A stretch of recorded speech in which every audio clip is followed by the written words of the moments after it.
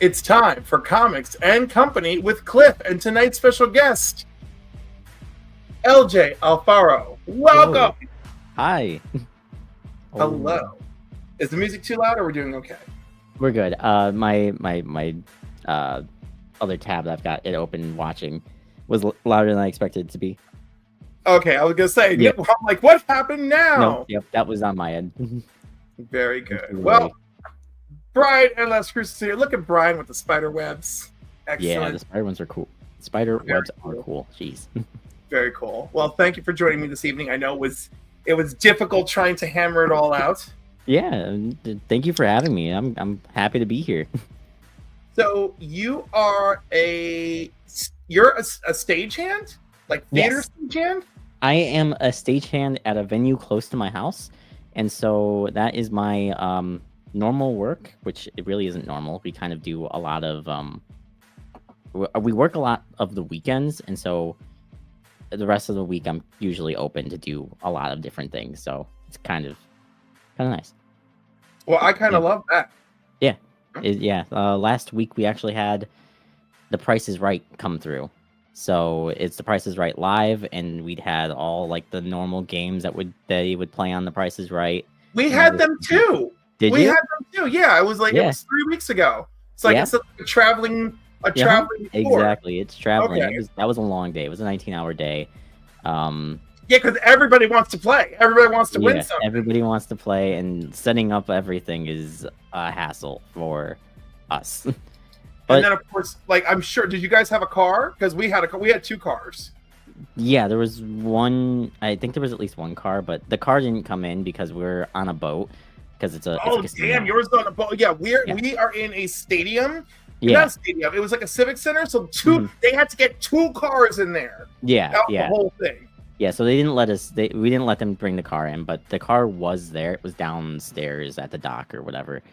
I don't think anybody wanted it though. You're on a boat, damn. Yeah, because it's a casino, and it's an old casino, so it's like back in the day when you couldn't have casinos on land, they had to be on the boat, and then at one point they actually had to leave dock, and now they don't have to do that. They can sit right there, and they can actually be on land. I'm just picturing man with the big old brim hat, being like, "Ma'am, I'd like another whiskey sour, please." Like, that's what I'm I get it. Yeah, that is fantastic. That is fantastic. All right, Les Cruz is first in the house as always. Brian LCS, love you, man. Glad you're here. All right, so in line of comic book origin, what was the first comic that got you into reading? First comic that got me into reading, it would either have to be Civil War, that whole thing. Ooh. Or, you know what, I want to say that, but I think I'm going to actually say it was Avengers Academy.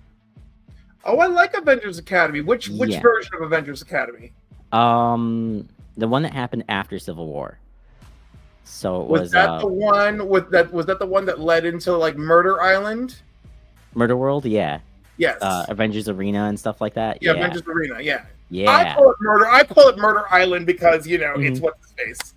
Yeah, because it's arcade, yeah, which I loved. Like I started with that one because my brother actually gave it to me, and he was like big into comics, and he was offloading a bunch of them to me, and I was like, okay, sure. And then the MCU was just coming out, and like so comics were becoming a big thing in the world, and was like, okay, I'll start reading them, and I started reading that. Then I fell in love with Reptile because I felt like he looked like me, like very much so. So I'm like, I associate with this kid just because he looks like me, and he's a big dinosaur guy, which when you're a kid, you're always a big dinosaur guy too. So it's like he can transform into dinosaurs. That's awesome. And yeah, so I would say that was one of my first books that I've ever really read. There's probably more before that, but that is one that I'll probably pinpoint back to like my start, which then brought me back to go and read Civil War, then all the way up to there, and then Captain America Winter Soldier, I went back to there and then read through that all the way to the death of Captain America, and still reading into Captain America more on then. So yeah. So that answers how you fell in love with Captain America. Yeah, exactly. Yeah. I mean, I think the first reason I fell in love with Captain America was the MCU.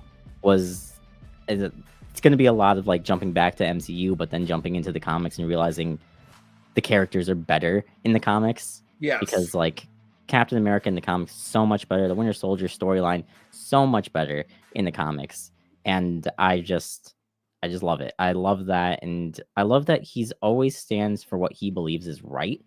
Yes. And even if he's wrong, he'll still stand by it. And when he is wrong, he'll also just say, "I'm wrong. Take me into jail." Because that's what happens in Civil War. Yeah. And it was just something I've loved about him. That was such a soul-crushing moment for me because number one, Iron Man is saying, "Do it. Just take my head off with the shield. Just do it." Mm-hmm. And he's like, and Cap is like, "Well, I can't do that to you, Tony." But like before he can even like think, then you have a paramedic, a policeman, and civilians, a firefighter. The true American heroes. Yeah. Like tackle Cap and be like, "You can't do this," and I'm like, well, damn, way to hammer it over the head, Marvel. Yeah. Like, I would have been fine with Cap being like, "You know what, Tony, I can't do this to you." Like, I would have been okay with it. But I love that moment because it took all those civilians and first responders to pull him off, and for him to finally kind of like take that step back and like look at the scene that's around them of like New York is just in shambles, and it's not because they're fighting super villains. Yeah, super villains. They're fighting each other, and he's just like, what are we doing? We're doing the complete opposite thing of what we've always told ourselves that we're supposed to do. And I love that he like sits there and just starts to tear up and just like drops the shield and just like, "I'm done. Take me away." It was over just that quickly. Yeah, I so good. It was. And And I'm really happy that the movies actually can get someone into comics. Yeah. Because I don't feel like we see enough of that, to be perfectly honest. I'm happy to hear that that's part of your story. Oh yeah, 100%. Like I could not have gotten. I probably could have. It probably would have taken longer. I probably would have been like 50 trying to get into comics, and then it wouldn't have been the same. But yeah, it's really I always have to go back to the MCU and saying that is where I started with Iron Man and that, and also Tobey Maguire's Spider-Man. That I grew up on that too. I mean, but it didn't get me to want to read comics, I guess. But I'm so glad that both these films had such a great impact on your love of comics. Mm-hmm. And especially I very much love the Tobey Maguire Spider-Man. Oh, I love him too. Because like obviously growing up in the era of Christopher Reeve's Superman and then Michael Keaton's Batman, like getting to Tobey Maguire's Spider-Man. Oh, and Blade, right? So like, and Blade was something else, and then Tobey Maguire's Spider-Man was just so exciting because it was. I really genuinely felt like I was watching a comic book come to life. Yeah, it was great. It was so great. So it warms my heart.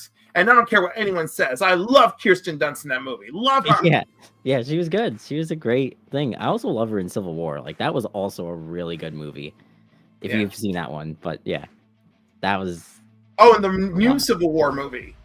Yeah, well, the A24 film, right? Exactly. Yeah, that one. That was really good. I didn't know what to think when coming out of it. It was just such a weird. It wasn't a weird movie, but it was like it just gave you such a weird emotions about like everything that was happening in that one. But yeah.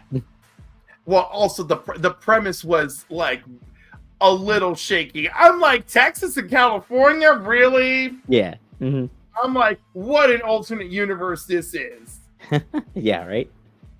It was something, but it was a good movie. I really liked it. Yeah.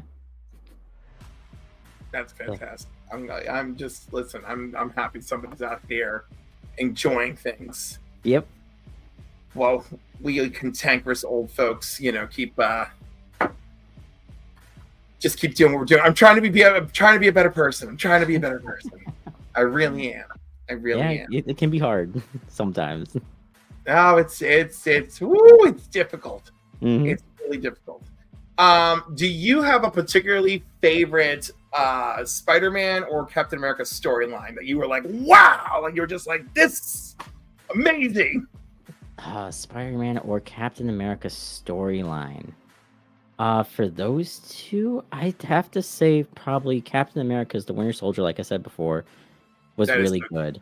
That was really good for him to be the Avengers just breaking up and him kind of losing his way a little bit. Yeah. And then he finds out that Bucky's alive and stuff like that. And honestly, the Red Skull getting killed at the beginning of it, and then becoming a part of what's his name? Not Rasputin. It's some Russian guy. I can't remember what his name is. But yeah, I mean, that was really good. I also, one of my favorites for Miss Marvel, which is another character we haven't touched on tonight, is Miss No Normal.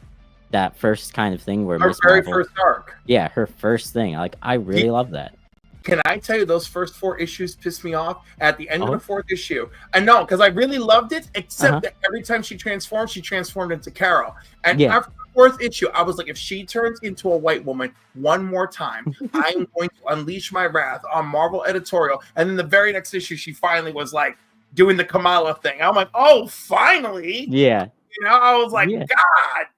Yeah, I get it. But, for like looking into her eyes and how she perceived herself is like how she always felt like she wasn't enough as herself, and that was what they need. That's what they were doing. Yes, she always kept turning into a white girl, but it was just like, but she that was her way of coping with getting these powers and not being able to show off who she is. And then she finally gets to that end where she makes that realization that it's like, there is no normal, and I'm just going to be who I am no matter what. No, and it was a beautiful realization. I very enjoyed how it got there. Yeah, it was so good. I am very upset how was it her brother they killed off with the Terrigen Mist? No, his brother still her somebody cousin. Died. Was it her cousin? I don't remember. It was one of her family members. It was like, oh yeah, the Terrigen Mist can kill mutants. Yeah. Like, what? Yeah, right. But then it saves her because she's also an Inhuman and a mutant. Yes, exactly. No, and it triggered it. Her Inhuman ability was triggered first, right? And her mutant ability hasn't manifested yet. Yeah, which is probably going to be. I'm like, don't they usually manifest during puberty and under stress? I was like, Kamala has had puberty and stress for a hot minute. Yeah, right. Exactly. I'm like, when is Homegirl going to start firing projectiles? Because I get it, like in the movies, be like, hard light constructs, everybody. And right. MCU-ified. Well, listen, I love the girl playing her in the MCU, and I love she has been co-writing the hell out of her, and I love it. I absolutely love it. I also love it. It's so good. That's one of my favorite things about the new Miss Marvel run, is that she is a part of it. It's just watching those interviews, like back when Jimmy Fallon, where she just tells him, "It's like, I didn't realize I was actually going to get this. I'm like, I'm just a normal random girl that just loves the comics, and I went and did it." And yeah, she's like, this started with my aunt in a whatnot group chat, and not a whatnot group chat. What's that thing called? WhatsApp. She goes, this started with my aunt in a WhatsApp group chat. I didn't even think it was real, and on the last day I sent my video. Yeah, and then she gets a call from Kevin Feige in her freaking driveway. Yeah, and I love how she'll be in an interview. She's like, Kevin and I don't agree. The MCU is Earth 9999999, and he's or 199999. Yeah. Get with it. I love that. Like I've said this to my friends a lot. Like, I'm talking about the MCU. It's just like the MCU was great, Endgame was great, and then we kind of start to taper off on good movies after that. And I just think it's because Kevin Feige doesn't know where he wants to go with it. I think Kevin Feige has done this since X-Men, that he's kind of like, okay, I'm trying to keep this going, and he thinks that he has to keep it up. But I think he should take a page. Doing this since X-Men? Has he been around? Yeah, if you look at there, he's on there. Kevin Feige is on there, and like, isn't he like an underling back then? I don't know, but I know he's there. He's there somewhere, and it's just like, bro. Yeah, he's like at the bottom of the barrel back then, and like now he's on there. Now he's like the top of the pyramid. Yeah, But anyways, but the thing is, what I was going to say is like Star Trek is like, have you been into Star Trek at all? Of course, yes. Okay, Yes. yeah, so you have. Of course, I'm the man of culture. Okay, cool. I just wanted to make sure, but we start off with Gene Roddenberry, and Gene Roddenberry takes us through those 3 seasons, and then it dies off, and then he comes back for the next generation, and then he passes away, and Rick Berman starts to take over as the new lead, and keeps going, and he gets finished with it, and now it's Alex Kurtzman. It's always a handoff, and everyone who talks about it, it's always about, it's not my Star Trek. It is the Star Trek that I'm making today, and it is going to be handed off later down the road to somebody else, just because that is what is going to happen, because the world needs more Star Trek, but not in a way that not in the way that I'm thinking. So someone else will take over. And I think that Kevin Feige needs to get to a point where he's like, I need to hand this off to somebody new to give us new ideas and new perspectives into the MCU and what we're going to go forward jumping next. And yeah, that's just gotta take a page out of Star Trek's book and do it like that. I know, but Gene Roddenberry was doing Star Trek till he died. Exactly. Yeah. So like he was like, oh, this will be somebody else one day when I drop dead. So Kevin Feige might be on the same page. But you know, one thing I've loved about Star Trek is that he died and his son and wife jumped right in. Oh yeah, exactly. You know? Like they were still in it. Yeah. Oh my God, they kept that legacy alive. The fact that she completed all of her lines for the ship for the first Chris Pine Star Trek movie and died 6 days later of cancer, and I was like, she was recording her ship lines up until 6 days before she passed. Damn, that's crazy. It is crazy, but like I just admire her so much for continuing her husband's legacy and continuing to play characters. He passed and she continued to play, continue to play characters in the series and the voices of the ships and all of this. I love her as Deanna Troy's mother. I think it's great. Yeah, it's great. Laxana is amazing. I've been rewatching it. And what's her name? Marina Sirtis, who played Deanna Troy. She said that she had no family here in the States, and as it was clear that the show was successful and that she would be staying, that Majel and Gene took her in as their own. Oh, that's adorable. Every holiday she was invited. They're like, where are you going for Christmas? You're coming to our house. Have you been to Thanksgiving? You're coming to our house. So everything, adorable. You're coming to our house. And apparently, even though he was a complicated man and sometimes an argumentative man, he wasn't perfect, right? But as far as like his ability to be humanitarian to people, like everyone was always invited to his home for everything. There was nobody excluded from his home. And I thought that was really cool because like I'll look back at interviews from people from the past and they're like, oh yeah, we were at Gene's house and we were in the pool and we were having a discussion. And I just think it's wonderful that everybody was there. You know, there was not one moment of him showing that level of, I don't know. I want to say, he wasn't showing any kind of favoritism or perhaps bigotry. Like that wasn't coming from him. Which exactly. Yeah. But at the same time, the man couldn't see everything that was going on. But again, we don't have to talk about Star Trek forever. But I do love that the legacy of Star Trek, the stories of Star Trek, the family of the actors of Star Trek.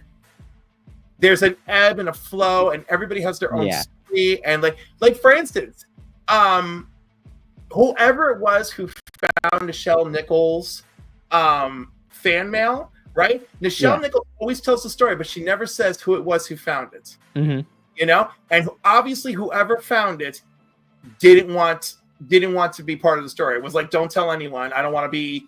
Like, if you tell that story, just don't say it was me. And I always think it's interesting. And I always wonder, I was like, was it DeForest Kelley? I was like, or was it, what's his face? Leonard Nimoy. In my heart, I always feel it's one of those two. Yeah, okay. Yeah, that finds it. But like, because unless it was Scotty Doohan, unless it was like Scotty, all I know is that she was not getting her fan mail, and one of them found out and was like, hell no, and brought her fan mail. I love that. I love that. Yeah. I love that Martin Luther King Jr. told her, "Oh hell no, you're not leaving that show." Yeah, yeah, And that's such a great story. Like I love that.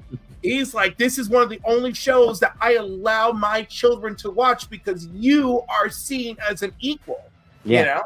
And by the way, there is an episode of Star Trek: The Animated Series, right, Mhm. where the men are all captured, and she is in rank and takes control of the Enterprise to go rescue the men. I haven't seen that one. And I just think that that's so. Look at all the Star Trek we could talk about. It's so. Oh yeah, cool. there's so much. Star Trek is such a rich world. So yeah, we could go into that for a while. I love that she is in rank. There's another moment in Star Trek, and I think that is covered in. It's covered by those who love Black history. There is a moment where the ship is in danger in one of the episodes, and someone gets hurt up front, and Uhura has to man and control the ship. Oh really? And it was to show you that she was like any Starfleet officer. She was cross-trained to handle whatever happened on the bridge, right? So it's for the duration of that battle, she is there and she is answering the captain's commands to maneuver the ship and ready weapons and to show you that she could do it like everybody else. And it's so funny because like as a kid, I would just watch it and love it. But as an adult, for someone to be like, hey, did you realize how important this moment it actually is in history? And it's like freaking awesome. Yeah. Gosh, the way that Star Trek has just shaped the world is crazy, and I love it. No, it is, and I'm glad that you're such a Star Trek fan. I was not expecting that. I was expecting the Kamala Khan. I was expecting Captain America and Spider-Man. Mm-hmm. You know. Yeah. So, which of the Spider-Man is your? You know what? I'm just gonna say, which one's your favorite Spider-Man? I was like, or which one appeals to you most? Favorite Spider-Man is going to be probably Peter. I've always just loved Peter. He always is the dork, the nerd, and I feel like I go with that a lot. You know, I associate with that. For the Spider-Men, but my favorite Spider person out of all of them is Aranya. Aranya! I love. Yes. She was also Spider Girl for a little while. Yes, she was Spider Girl. I started reading her because she also has like an episode, or she is in one of the big book, the prom thing for Avengers Academy, and she comes in for a little bit, and she actually is dating Reptile. So, like I said, I love Reptile. And I see myself in him and see him kissing a very pretty girl. I'm just like, well, now I gotta learn about this pretty girl, and there you go. And so then she became my favorite, and she's Latina and everything. She's such a cool character. Was throughout everything, throughout all the Civil War stuff, and now she's finally getting a little bit more. She needs more recognition, I think, because she's just that.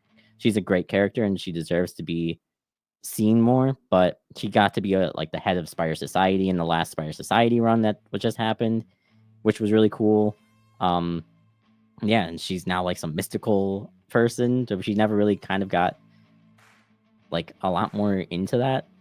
And yeah, I want more of just Aranya. Anya is one of my favorites.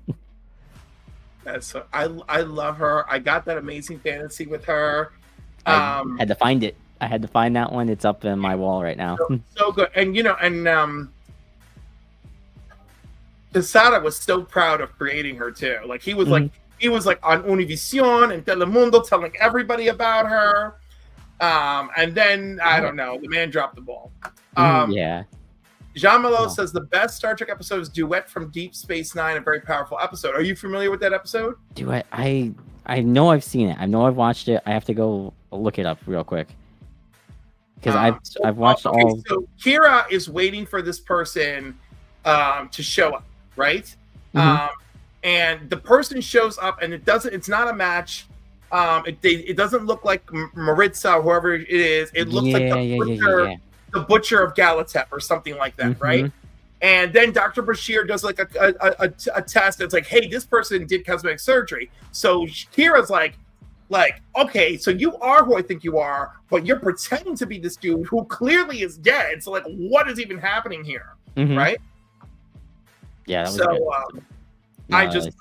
I love that episode. It's a great episode. Go find it on Netflix, people. Go give it a watch. Oh yeah, I'll have to go back and watch it. Another one that was really good was gosh, what was it called? In the Pale Moonlight. That one's always a great one where Cisco gets the Romulans to join the war. Yes. Yeah, that was such a good one. But at what cost? I know, at what cost? It was just so crazy. Because man, did the Cardassians. God, I hate that their names are so similar. Yes, so close. The Cardassians suffered so much. Mm-hmm. Yeah. Drama was right. The acting is great. That's part of what made Deep Space Nine phenomenal. Mm-hmm. Yeah, Deep Space Nine was such a good show. And Darmok, I think that's from Next Generation, right? Yes, Darmok. Yeah, that's the guy who's supposed to be meeting for a peace treaty, and they don't know what he's saying, and then they figure out, like, oh, it's a peace treaty at this place, and like it's supposed to happen, and we got to leave him there and hope that it happens. Yeah, because they talk in analogies, right?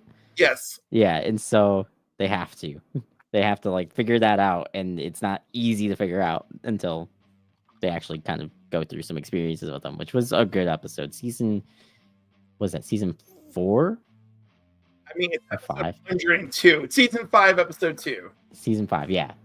So season 5, yeah.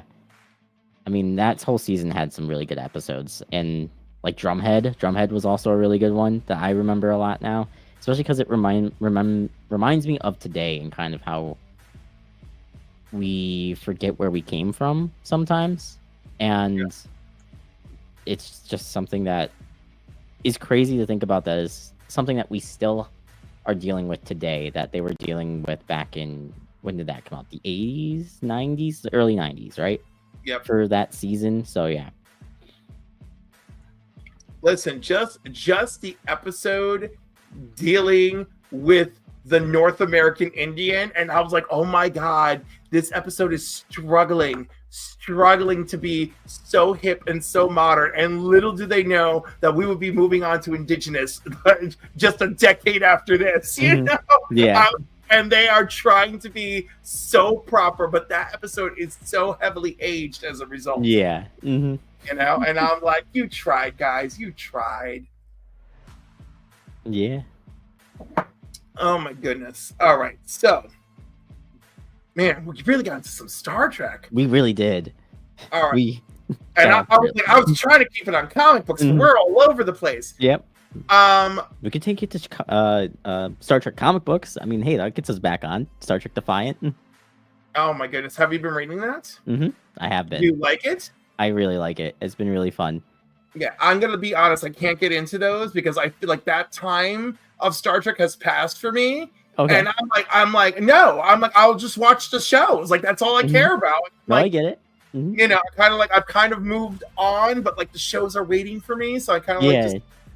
Mm-hmm. Yeah, I've been really liking Defiant. It was a really cool crew of Worf as captain, with Ro coming back. She was one of my favorite characters.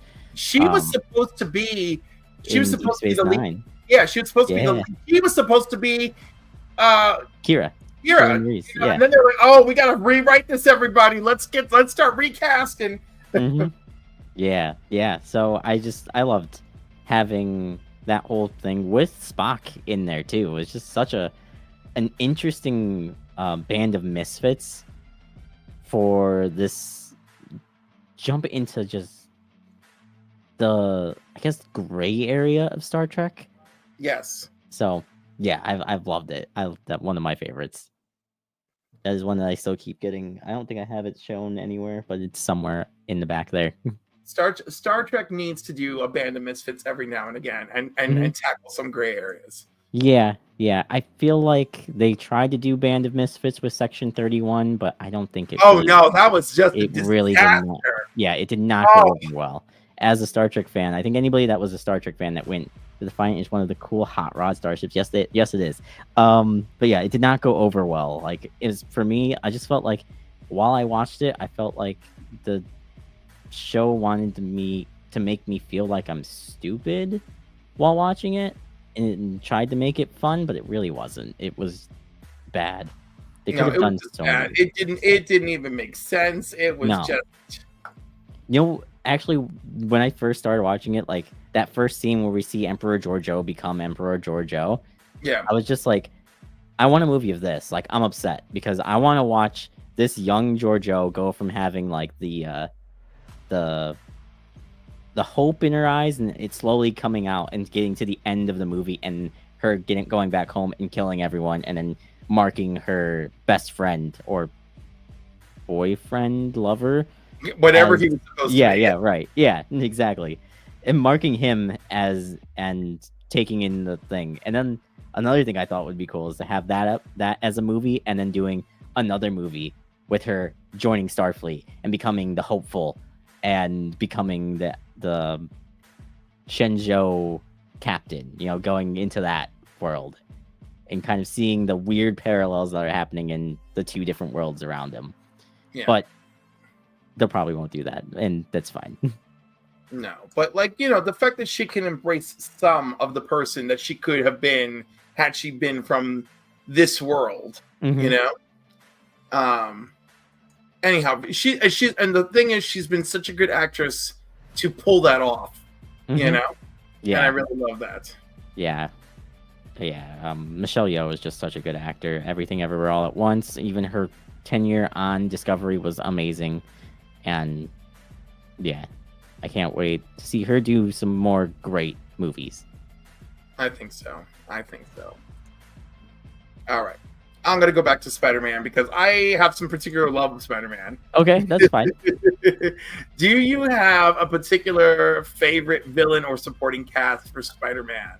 Ooh, villain or supporting cast. Let's see.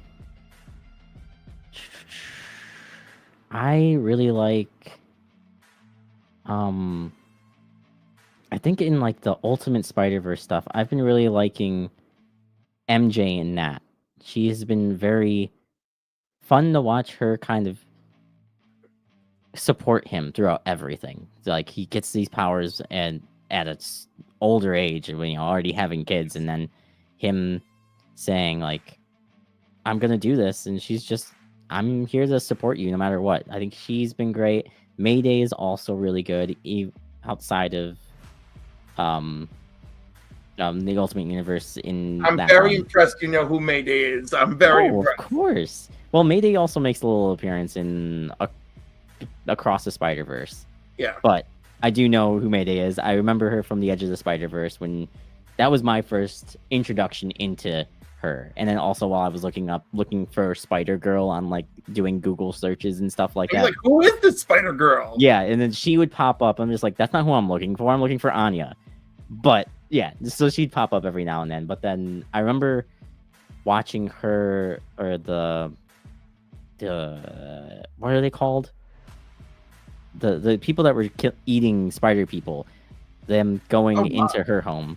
That was the oh my god, what are they called? The Chosen, or the Order?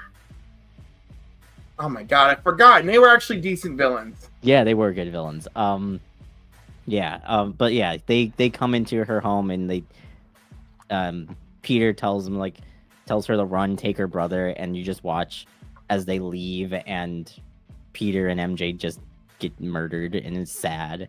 And then we go into Spider-Girls, and then we get to see the daughter that they didn't have get to have her parents and all that stuff, and her kind of emotions of having that and things like that. So yeah, I mean, there's a lot of people that you can look into for Spider-Man for like background characters, because there's a lot of them.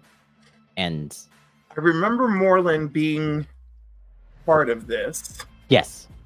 And because he was quite the villain in this storyline. The Inheritors. That's what it was. That was it. Mm-hmm. Those creepy bastards. Mm-hmm. I loved watching them get knocked off. Mm-hmm. Yeah, it was good. They were good villains. And then he died. He died by Silk in the last Spider-Verse thing that happened. Mm-hmm. Yeah, because she like uses the what is it? Not the web of destiny. The spider killer knife thing cuts him open, and everyone that he's eaten like comes back. Then we get Spider Boy, which I'm surprised that he got like his own run from that. But it's like, oh well, whatever. Listen, people loved it, and I'm loving it. And right now he's doing that. Yeah, I'm having such a good time. You know what? Because he's all the things that Peter used to be. You know, young, nerdy, basically homeless, basically broke. I mean, come on. I mean, one of the issues started with this is the 4th school that I've posed as a student so I can get free meals, and now they realize I don't belong here and I gotta run. Oh man, okay, I might have to pick it up. I've avoided it just because I didn't really want to get into him. Or the fact that he is the protege of Daredevil, then he discovers Spider-Girl, and instead of having a new friend, finds out she's the protege of what's his name? Bullseye. Yeah. I'll have to look into it more then. It's super cute and super fun, and maybe that's not the way I should be selling it, but I'm having a very good time. And he's got like and Heliofont, like he's got crazy ass shows. Like Heliofont is like a rhino elephant dude that like catches fire. You know, like I'm just like your rogues gallery is insane. I love this shit right now. Right. Yeah, I'll have to pick it up. I'll have to start reading it. I'll probably look at it through Marvel Rivals for now, and read them through there. Or not Marvel Rivals. That's the game. Marvel Unlimited. Sorry. Yeah. Marvel Unlimited. Give him a shot. I've enjoyed watching him hang out with Daredevil. That's for sure. Yeah. Yeah.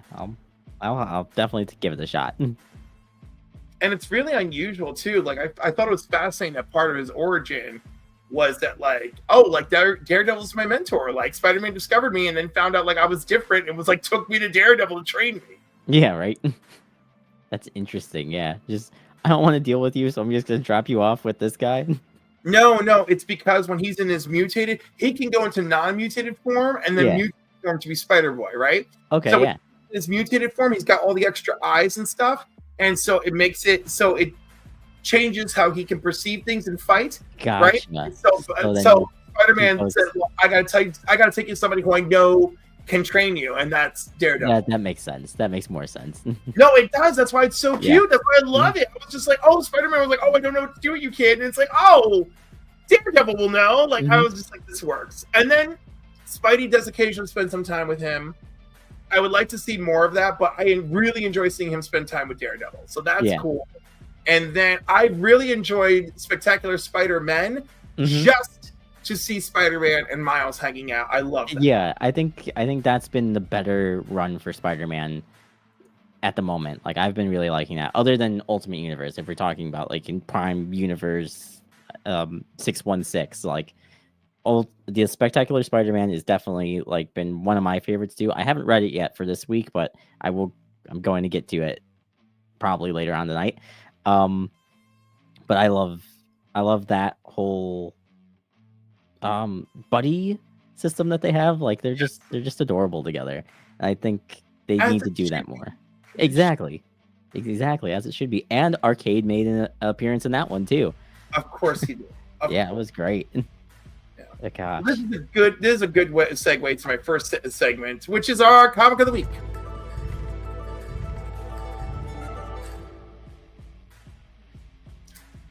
Yeah, I already did a comic of the week this week, but I'm going to do this one. Ultimates #9. Love Ultimate Nick Cage. Jesus. Ultimate Luke Cage. I've had a long day. Ultimate Luke Cage.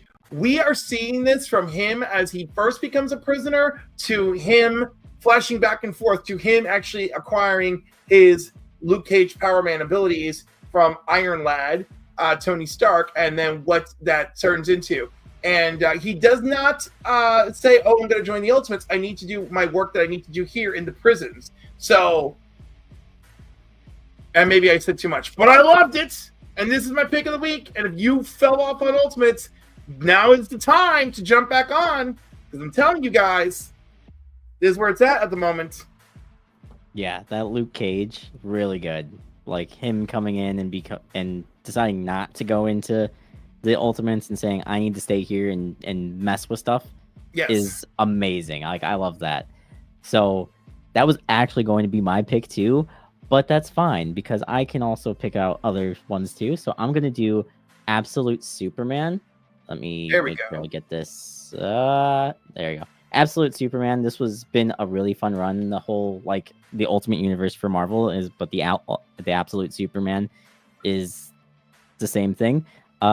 This last issue was all about Lois Lane looking into it more, looking into everything that was happening in their with Superman and what he's been doing and how he's touched people's lives and made them better and made them more hopeful and stuff like that. It was really good to see all of this kind of Lois Lane kind of trying to go against what she's been taught her whole life just because of that. So I've been really liking Absolute Superman, and I can't wait to keep going with this because it's just been a great story, and I can't wait for them to meet, for Lois Lane to meet, and then for Batman to meet, and then for Wonder Woman to meet, all from the Ultimate Universe, and we start the Justice League and all that kind of stuff. It's going to be an amazing world because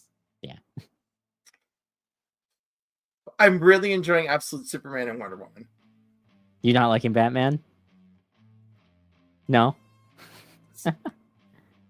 and from what I've seen of the other the other Absolutes that we're getting, I'm having a really hard time digesting it. Hard time. That's for not everything is for everyone. I know, but I want to like things. I'm trying to be a better person. But I'm impressed with what they've done with Superman's lore and Wonder Woman's as well. Batman's I don't know what they're doing. I'm like, I don't know what they're trying to do. Just gotta trust the process. No, I don't. I hate everything they're doing. I hate it all. It's so awful. I hate his stupid cape. I hate his stupid axe bat. I hate the knives from the ears. I hate it. It just we spent 3 issues of him running from the same people. That could be done in 1 book. Anyhow, to each their own. Right. I'm trying to be a better person. Brian says Batman is fun. I don't know. I'm trying to be a better person. It's not fun for me. It's completely irritable. And people are like, where's your suspension of disbelief? I'm like, I believe that a man can fly because he's from the planet Krypton, or that a woman can sacrifice her arm to save a man's life and regenerate it through magic because she was raised in hell. But this is a normal dude who chose this lifestyle without his $1 million legacy, and I'm supposed to believe that his cape can do all that? No! Yeah, that's fair. I'll give you that. Why is he drawn the way he's drawn? Why is he that big? I can't possibly be that maneuverable at that size. I refuse. I have yet to see that man in real life. It just proved to me that no matter what we do, Batman can't exist in real life. Yeah. I noticed how whenever we get eccentric millionaires, we just get another Lex Luthor and we never get a Bruce Wayne. No, we never do. Yeah. What do you want to do? Ruin communication for the entire human race so that I can subjugate you for my own experiments. Yeah, right. Oh, good to meet you, sir. Great. Oh, well, that was lovely. That was super lovely. Oh my God! Wait, I have to go to another room to go grab my thing. Oh no! Oh no! Gonna leave me here with chat? This is terrible. Like, hold on, let me think. Do I have any video that's long enough to distract us? You know what? Nope, I don't have that. I have. Hey, you know what? This one's 15 seconds. I'm gonna use this. I'm gonna use this to smoke bomb.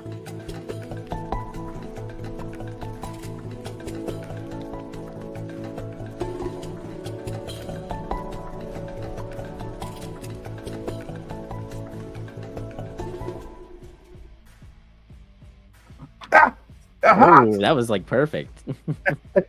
It worked. It did. It worked very well. All right.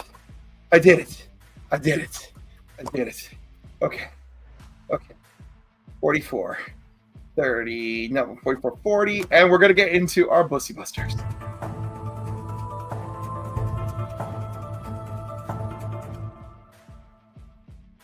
The name is wild. What's that? The name is wild. It is wild. You didn't Google it, did you? Bussy, I know. You already know. Okay, yeah, good. Yeah, well, you work in theater, so I figured you would know. Yeah, don't you worry. Yeah, so like, because like, there's a lot of times where I try to explain to people because there are times people are like, I Googled it and I was traumatized. I was like, you didn't have to Google it. You could have just asked me. Yeah, no. I find it funny. It was funny. I was just reading it. Like, you sent that to me in our DM, and I was like, oh, okay. I'm glad somebody understood. Mm-hmm. Some people understand and they laugh. Some people understand and are horrified. Oh man, I'm a gamer, so that's pretty much par for the course. Yeah, y'all are wild on there. Like, exactly.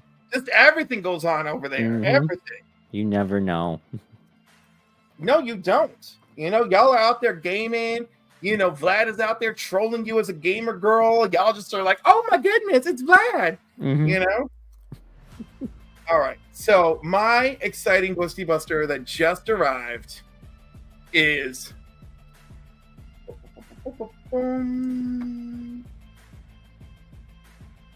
Supervillain Team Up number 9. Ooh. This is technically chapter 7 of the War of Dr. Doom, or Dr. Doom's one-man war. Oh, I can't. Normally, Dr. Doom's Private War. That's what it is. Dr. Doom's Private War. But all the Avengers are knocked down this issue. This issue is interesting, and people are starting to pick up on it, which is upsetting, which is why I grabbed the copy immediately, because I didn't have it yet. But this is the very first one-on-one battle between Iron Man and Dr. Doom. Oh, okay. That's cool. It takes place during the story, and this storyline runs through Avengers 150 to I think 159, and 2 issues of Supervillain Team Up. But it's crazy, and it's awesome. It's got everything. It's got voodoo, supernatural witch doctors, Dr. Doom, the Avengers, Namor, Namor's allies, Namor's enemies. It's got everything. Everything. Oh, that's awesome. It's crazy. And then I should save these, but anyhow, I got the first 3 chapters as well. So I have Avengers 150 that I ordered. Okay, nice. And 151. Ooh. And of course, because this one is a key issue as well, 152. Ooh, nice. Which Steve Bizzle has put a copy of this into the February giveaway for the Council of Comics, so do know that it's out there. Okay, cool. Nice. And that some of you could have a chance to win that. But yeah, so that's why this is my BussyBuster. I was like, first true battle between them. Thank you, everybody. Thank you. Nice, nice. I love it. I love it. I'm glad. All right. Your turn. My turn. So mine is one that I just recently picked up, I think a few weeks ago. And it is Spider-Man, but it is Amazing Spider-Man 36. Oh, the black issue. The black issue. 11. Yeah, so this is the one. I'm sure everyone probably knows, but I'll keep going with it. This one is the one that takes place on 9/11, and I have read it on Marvel Unlimited, and I really liked the book. I think it was a really nice homage towards the first responders that were there and gave their lives, and it was a really cool moment in the Marvel universe, where we had supervillains and heroes all helping at the same time to kind of pick up the Twin Towers and save as many people as they can. And yeah, I loved it. I've wanted to pick it up for a little bit, and then all of a sudden one day while I'm going to my local comic shop, I look up and it's right up there for a few dollars, and I picked it up and I'm just like, yes, this is great. It will be it'll sit in this for now. I might want to get it CGC'd. I'm not sure yet, but We shall see what we do with it. Yeah, it's a great book. You have it well protected. The Mhm. only part of that book that I did not care for is where it shows Doctor Doom and Magneto like crying, and I'm like, Yeah. I was like, no, you two motherfuckers don't give a shit. But Mhm. I Right. was like, if Magneto is crying, he is only crying because of whatever mutants died in this tragedy. Exactly. Right. Yeah. I was Mhm. like, and Doctor Doom is like, well, shit. It's like I don't get my hands dirty like this. Mhm. Yeah. Yep. Was I supposed to have more? You did No, a that was few. the BussyBuster. The BussyBuster is one Just book. one. Just one. Okay, I was just making sure because No, you that have was more. right. It's something you're excited to add to your Mhm. collection. So this is a Yeah. very recent addition to my Yeah. collection. No. Yeah.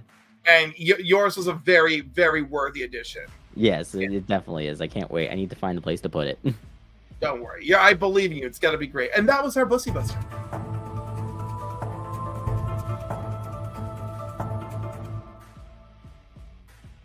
And now we're going to go into Rate It or Hate It. And Rate It or Hate It, we're going to focus on books that are coming out. When the hell are these books coming out? This week. I think these books are coming out this week. Salak's coming out this week, right? I don't know. I don't know either. I'm terrible at this. But Alright, we're gonna find out. We're doing great. We're doing great. All right, here we go. Let's start presenting. We're gonna rate or hate these upcoming books, starting with the Powerpuff Girls Valentine's Mwah Mwah Kissy Face Special. Oh my gosh. That is interesting. So we're supposed to rate it or hate it? Rate it or hate it, yes. What's the rating supposed to be? Oh, rating is supposed to be 1 through 5. In this case, normally these are existing books that we know, love, or hate. But since in this scenario, on a scale of 1 to 5, how much would you like to pick this book up? 1 to 5. But if you hate it, it means you're not even gonna touch it. Okay. I think it's adorable. I probably would go with like a 3 on it, just because it's just it just looks interesting. It looks weird. It looks cute. Like it's so random. It is very random. But for cuteness points, I'm going to join you and give it a 3. Yeah. All right. Next up, Aquaman #2, The Dark Tide. Dark Tide. Okay. So I haven't gotten into a lot of Aquaman stuff.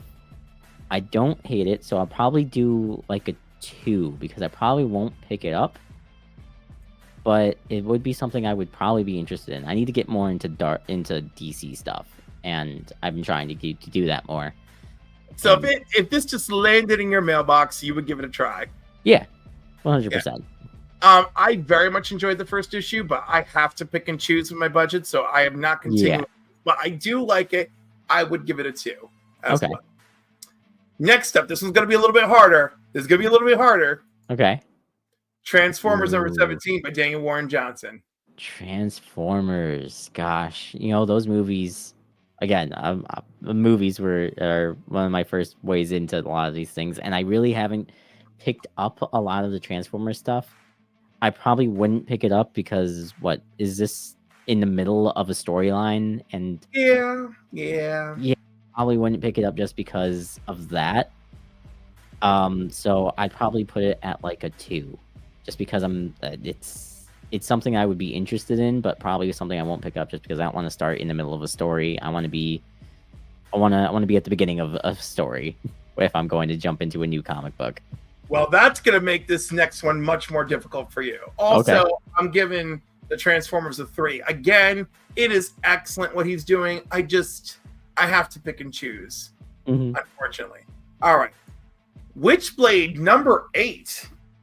Witchblade #8. So I've seen these pop up every now and then, but I have no idea about any of this universe. I don't hate it. Like, I think that's the thing. I probably won't hate any of them that we pull up. I mean, but would I pick it up? Because again, we're probably in the middle of a storyline. I probably wouldn't pick it up, so I'd probably give it another 2, just because. Maybe one day. Yeah, maybe one day. It's definitely a one day thing. Like if I could maybe get the full trade, I'd do that. and maybe read it like that.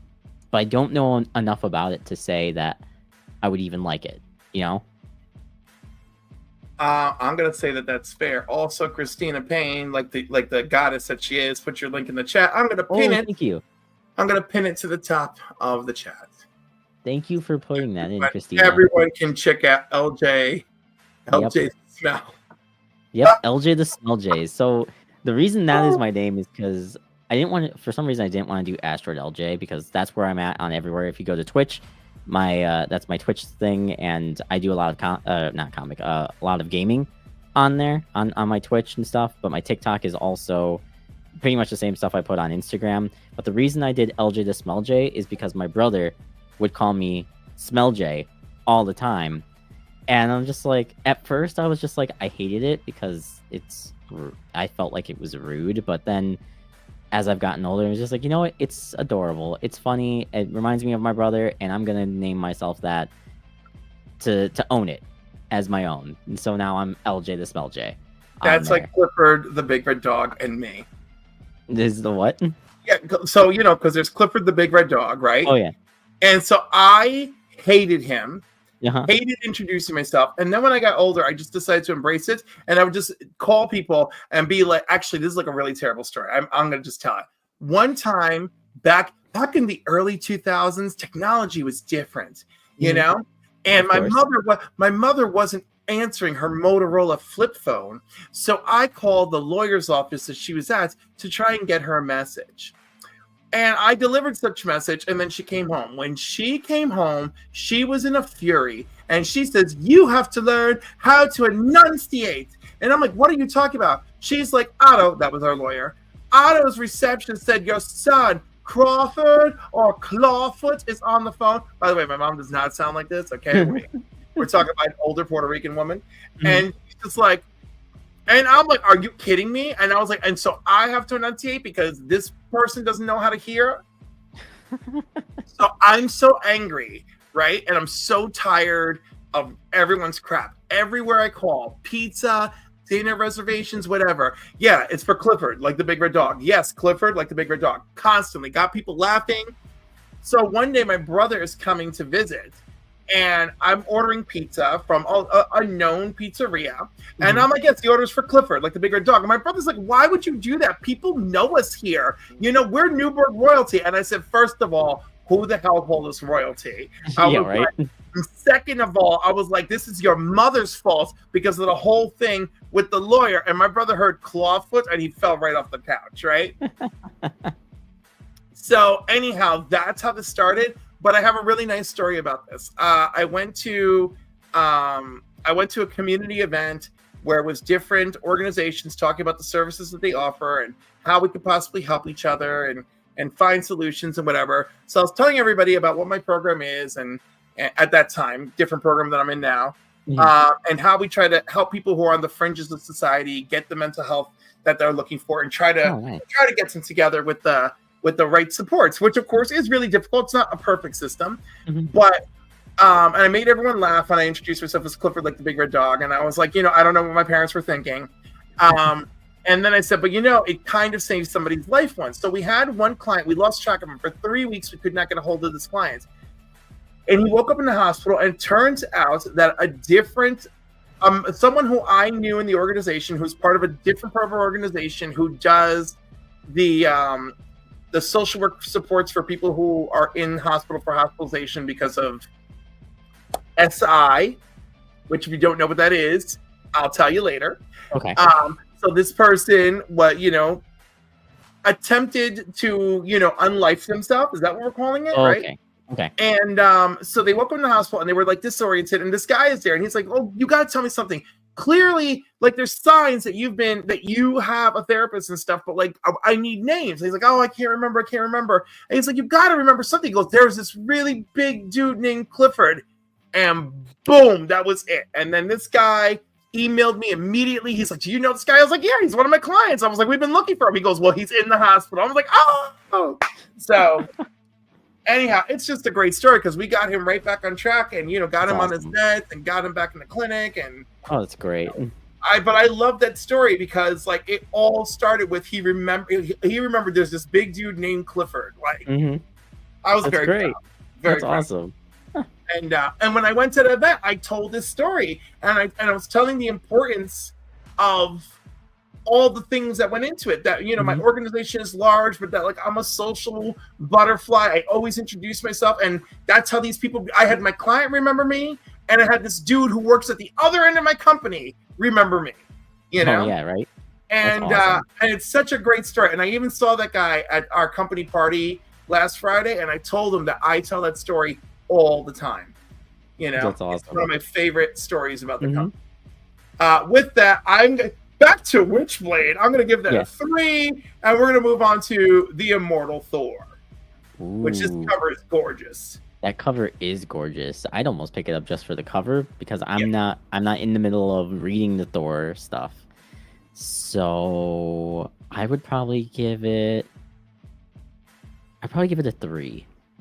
I agree because I'm ready to buy it for the cover. Like honestly, that's a nice cover. Damn it, Alexa, stop reminding me, even though I asked you to remind me. I love it. All right, we're agreed on that one. All right, next up. Oh man, Deadpool team up. Oh, Deadpool team up with Spider-Gwen? Spider-Gwen. Ooh. I'll probably have to pick this one up. This one's coming out this week? Tomorrow? Allegedly, yes. Allegedly? I'll probably pick this one up because I think this will be an interesting duo. These two together. So I'd probably give it a 5. Yeah, I'm gonna like redo the search. Only because I love Spider-Gwen, I'm giving it a 4. Okay. But let me double check that it's coming out. Yeah, it is. It is this week. Yes, Deadpool team up number 5. All right, very good. Okay, next up, Dick Tracy, and it's the Valentine's issue. So that's a whole thing. Okay. Rated or hated? Interesting. I don't hate it, so it'd probably be a 2. I don't think I've read any of the Dick Tracy. I don't even really know anything about it, but it would be something I would consider probably. So I'll tell you one thing, unlike his enemies, he does not live up to his name. Okay. Okay. There we go. I'm terrible. There we go. All right. So you know what? I actually saw this in the shop today while they were unpacking. I'll go with a 2. I do like the guys at Mad Cave, so I'm giving it a 2. Okay. All right. Next up is actually a favorite of mine. Let me try and get it up on the screen properly. If I can never get it up on the screen properly, work for me, darn it, work! There we go. Almost there. Almost working. Come on, baby. We can do this. We're getting there. Black Lightning number 4. Black Lightning number 4. This would be the end of a storyline, right? No, it's still in the heat of a storyline. In the heat of a storyline? Okay. Would I pick it up? I want to get more. Batman and Wonder Woman are on the cover staring I know. at me. Yeah, so it's one that I definitely would probably it'd be a 3.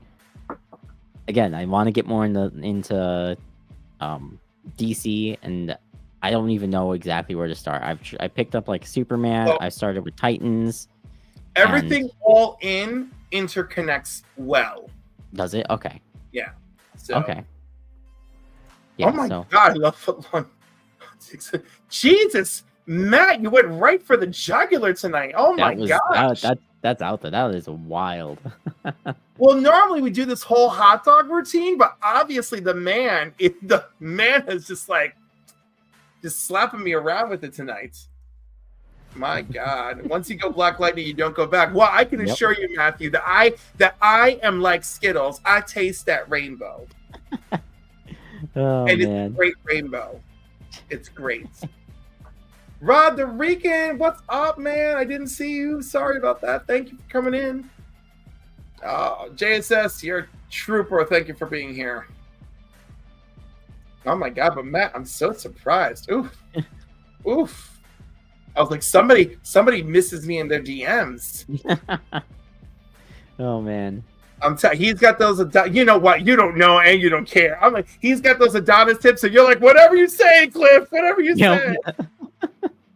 Green skills are the best. I don't know. We're gonna find out, aren't we? It's like Matt makes me want to go to a barbecue. All right. Last but not least, I'm sure you'll enjoy this, and it'll make up for all my gayness. The latest issue of Psylocke. I'm picking that up. Of course. Number 5. I mean, if you look behind me right there, there's Psylocke number 1.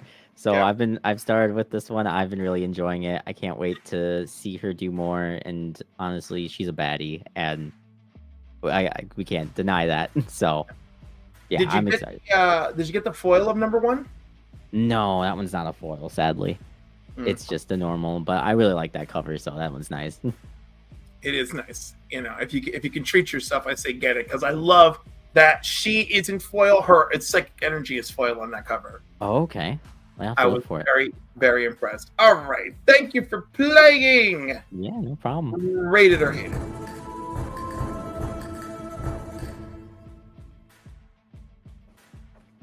All right. So, as a bonus, I asked you if you wouldn't mind a tarot reading.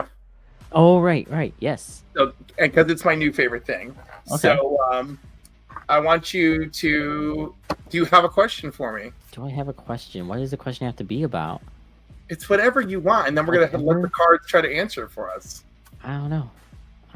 Do I have a question? I really don't. But you know, do you want a general forecast? I mean, like, what do you want?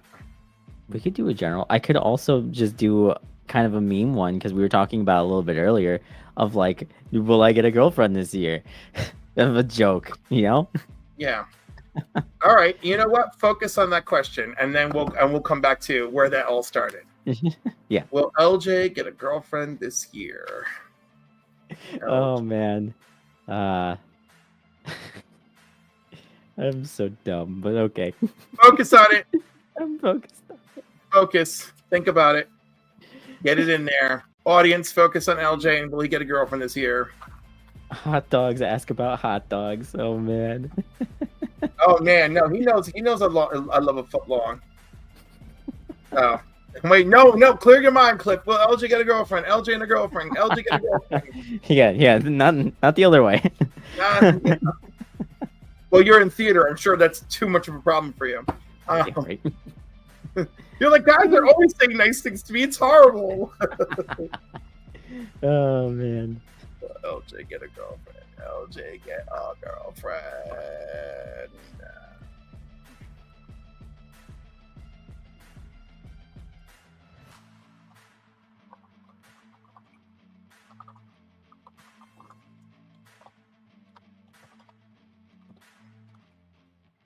Woo! Hold on. Hold on. Let's see. The first card is the 6 of Cups. 6 of Cups. Yes. The second card is the 5 of Cups. Lots of cups. Okay. This could mean things. Does it? Okay. Yeah. I'm here for the ride, so I have no idea about any of this. And the third card is the 4 of Cups. Oh, okay. All right, let's assess this situation. Let's see if this situation is going to lead to a situation ship. I hope not. Listen, wouldn't it be better than where we're starting? I guess. Maybe. I don't know. We'll see.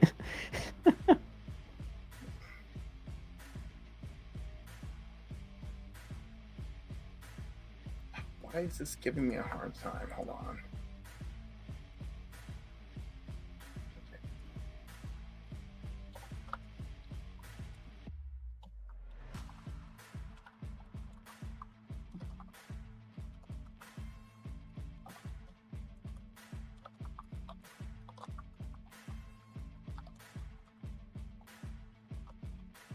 Remember, folks, this is entertainment purposes only. Yes. Hashtag hard time. Yep. All right. The Six of Cups is your past. This suggests that you might be longing for a past connection or holding on to an idealized view of love. You could be reminiscing about a past relationship, or there may be an emotional pattern from childhood or previous relationships influencing your current love life. It could also indicate that someone from your past might play a role in your romantic future. Oh, okay. The Five of Cups is your present. This card shows sadness, regret, and focusing on what's been lost rather than what is still possible. You may have experienced great heartbreak or disappointment in love in the past. The key message here is perspective. There are still opportunities for love, but you need to hold on, shift focus away from past hurts and to what is available now. The Four of Cups, the future. This suggests a period of emotional stagnation or missed opportunities. You might be so caught up in past experiences or your own doubts that you fail to recognize potential romantic opportunities right in front of you. You could be closing yourself off to love without even realizing it. Wow. You Okay. seem to be emotionally tied to the past and possibly mourning past disappointments in love, which could be preventing you from fully embracing new relationships. If you truly want a girlfriend, you need to stop dwelling on what did not work and start noticing on the possibilities around you. There may be romantic opportunities, but if you are not seeing them because you're too focused on past wounds or expectations, you might just let them go. So, final wrap up, Five of Cups, let go of your past regrets. Four of Cups, be more open to new experiences. And Six of Cups, reconnect with what brings you joy in your love life. That's interesting. That was a lot. I did not expect that. Isn't it fun? Yeah, that was a wow. Interesting. Okay then. That's a lot to take in. I didn't realize it was gonna get that deep that quickly. And then you're thinking, oh my God, is that really true for me? Hold on. Yeah, right. Yeah, exactly. You're like, what did these cards just expose about myself? Yeah, right. You're like, there is that one girl. What is happening? Yeah, what is happening right now? This is weird. Hey, I have a lot of fun. I'm gonna have to put like my Venmo on my Instagram and be like, yo, if you want a short reading, $10. If you want the full reading, $65. There you Let's go. go. Perfect. You know. I have a great time. I hope you enjoyed the reading. Yeah, I did. I was really good. Yeah. We're all here for the ride. So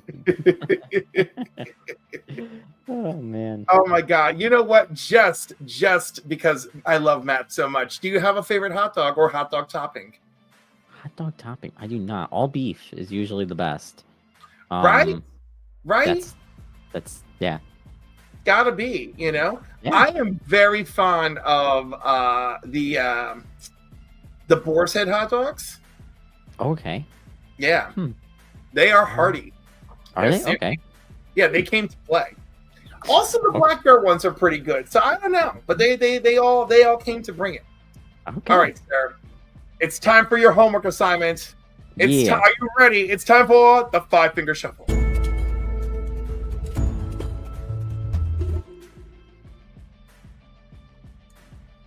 And with that, I told you to bring 5 comics and a theme of your choice.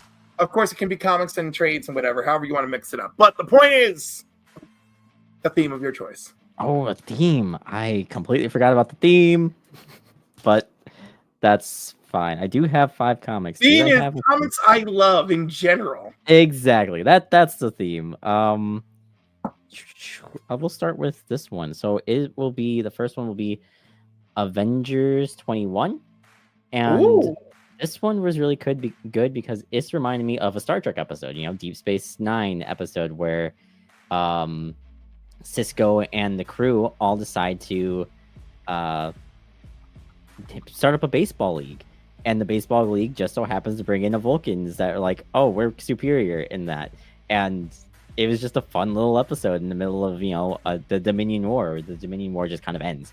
And then this one was great because it starts off seeming like it's going to be a big old fight.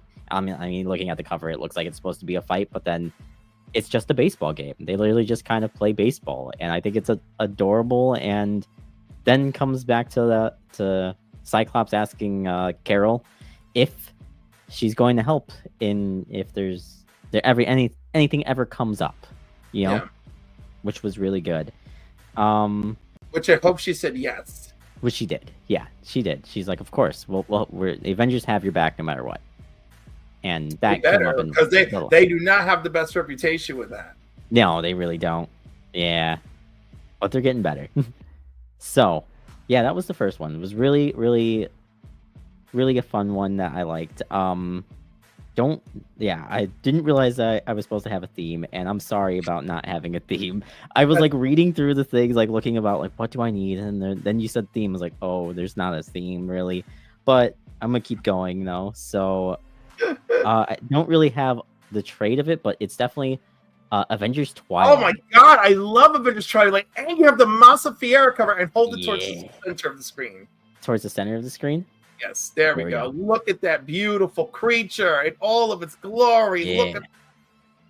I love that series. I love that series. This series was so good. So I'm gonna put it back. Actually, I'm gonna put it over here. So this series was just a really good old man Cap story, and I love just kind of watching this whole world that they built. It's not the trade, but I would recommend the trade. Anybody that wants to really get into this is such a fun world that they built, and it was sad and hopeful all at the same time. I mean, we got to watch Kamala Khan come back. We got to watch Tony kind of be there, but really not, and his son do some bad things. And yeah, so if you haven't picked up Avengers Twilight, definitely do that because you gotta. It's just really good. So yeah. Agreed. Yeah. I was looking through stuff and I was like trying to figure out some good comics to show off. And that was one of them. But now I actually do have a trade. And this one is, I'll do right in the middle of this time for you, a Reptile, Brink of Extinction. Yeah. Is he Reptile or Reptile? I think it's Reptile. I'm not exactly sure on that. Yeah, I'm not exactly sure either. I got to be honest. Yeah. But this is his first solo run. And that happened in a few years ago. And basically, he moves to LA and lives with his aunt. And they get into some hijinks while they're there. His aunt doesn't, but him and his cousins do. And it was really cool. It was a really fun continuation of his story because I really haven't seen him outside of Avengers Academy in the Marvel Universe. So it was really nice to see that he finally got a solo run. And I want him to have more. I actually would love to have Reptile have a second solo run because he's a great character. To me, I personally love him just because I feel like he looks like me a little bit. And yeah, this was a really good story. I guess it was more kiddie though, but it was fun. I liked it. No, that's all right. Yeah. And you have a special place in your heart for Reptile. We all have a special place in our heart for somebody. Exactly. Right. And apparently the tarot cards are saying that mine's in the past, but we're gonna skirt right past that. Your hurt is in the past. Exactly. Right. Yeah. Mm-hmm. So I couldn't. Okay. Yeah. So another one is I don't have this as a trade, but I would recommend this as a full thing. But this is Firefly the Fall Guys. So let me get it closer to the center. Nice. There we go. Yep. There we go. There we go. So Firefly. I mean, I can't stand him anymore, but Firefly was a great series. Yeah. So Firefly the Fall Guys. This is great. It was actually felt like I was watching a show while I was watching the show. Like this was a full on episode. And basically they get set up for almost assassinating a person from the Alliance, and they get out of it because that's what they do. And it's a really fun story. If you want to get into a Firefly story that happens after the movies and all that kind of stuff, do it. Go for it for that one. But yeah. And then my last one that I just really enjoyed was Miss Marvel, the New Mutant. This is the homage cover back to Miss Marvel when she first came out. So in Spider-Man 26, she dies and then becomes a mutant, and she is great. It's great. This is done by Aman Vellani, like we said before, and that's one major reason that I picked it up. And I also love Miss Marvel, so I'm excited that she came back. I'm excited that she's now still the same Miss Marvel, even though she's a mutant, and she's trying to do her best to be the best that she can be, I guess. So, yeah, those are my 5 that I found that didn't really have a theme. If you could find a theme, you could put it in there, but I don't know. Look, I'm calling it comics you love, and I'm gonna run with that. Exactly. If Chad can find a theme, then that's fine. Then we could say that there was a theme. I don't have anything heterosexually suitable for your wrap up. You know, that's fine. That's too bad. I gotta keep working on clips. I have one hetero thank you clip for super chats. That's it so far. So thank you, Sydney Sweeney, for that one. Sydney Sweeney. Yes, of course. Love Sydney Sweeney. Yes. You know what? Let me just play it for fun.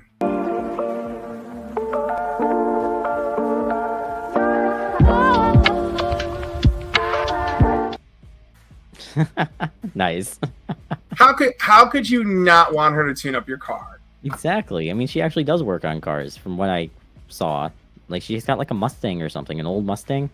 Yep, she's really nice. She does. She's an impressive young lad. Impressive lad. Yeah, I can't stop myself. I can't. She's an impressive young lass or lady. Yes, lass lady. Yes, she is. Either way, whatever works.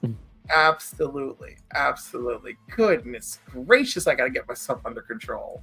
Oh my goodness. Oh Lord. All right, the chat. Y'all have any questions? This is your final opportunity to ask LJ some questions. Yeah. LJ, it was an absolute pleasure having you here tonight. It was great being here. It was such a fun time. I'm so glad. I had a great time with you. I hope everyone had a great time watching. You know, even though for some of you we were your last choice. I'm terrible. I still have your link pinned to the top of the chat, courtesy of Christina, which is lovely. We did a comic of the week. BussyBusters, rated or hated, 5-Finger Shuffle. We did great. Yeah. And no one has a question, even though I keep putting it out into the universe. Yeah, no, it's fine. All right. Do you have anything coming up that you want to talk about or share? Anything coming up that I want to talk about or share? Or just stay tuned to your Instagram and hope for the best. Yeah, stay tuned for my Instagram. The thing is, I haven't been keeping up with doing comic stuff, and I feels bad because like you look for it. A lot of people that I have following me look for it, and I've started been doing a lot of my Twitch stuff on there, and I don't know. I've been trying to figure out what I want to do with comics again, just because I think the reviews that I've been doing were okay. I think I could do better. That's just kind of where I'm at with all that. You know what? If you don't, how are you going to improve if you don't keep doing it? Right. I'm just trying to think of something different, though. You know, it doesn't have to be different. Let it come from your heart. Yeah. I think that's what do you think that I sit here going, how can I be different? I was like, no. Right. I just want to let my passion shine. Yeah, right. My passion is engaging people in the community like you. Okay, cool. Yeah. I'll just have to do it more. I have been looking into a Superman cosplay. Wait a second, Brian LTS. What do you mean that's not true? What part is not true? Explain yourself, Brian, because I do not know what you mean is not true. Explain. Brian, I'm sure whatever he said, it had to be about something else. It can't be that about I want to engage the community, because I do. I feel like I'm transparent about this.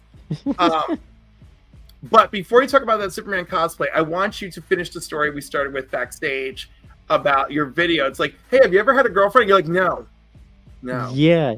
So for that one, it was that was for Superman, and Lois gets powers in that one, and yeah.